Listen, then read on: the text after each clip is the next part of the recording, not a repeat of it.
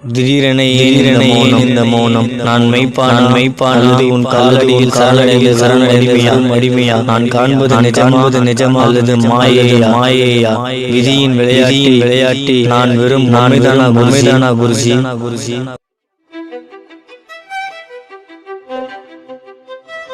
அந்த போர்க்களமும் இரத்த வாடையும் ஒரு நொடியில் கரைந்து போக இதோ கனவு கலைந்து நிற்கிறேன். கண்ட காட்சிகள் எல்லாம் வெறும் காற்றோடு போய்விட்டதா? என் ஆழ் மனதின் எச்சரிக்கையை நான் அலட்சியம் செய்யலாமா?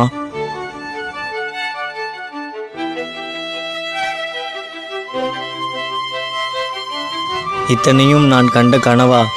என் ஆழ் மனதின் கற்பனையில் இத்தனை ரணங்கள் சாத்தியமா?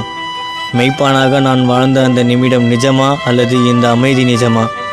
என் சிந்தனைகள் என்னை திசை திருப்புகிறதா?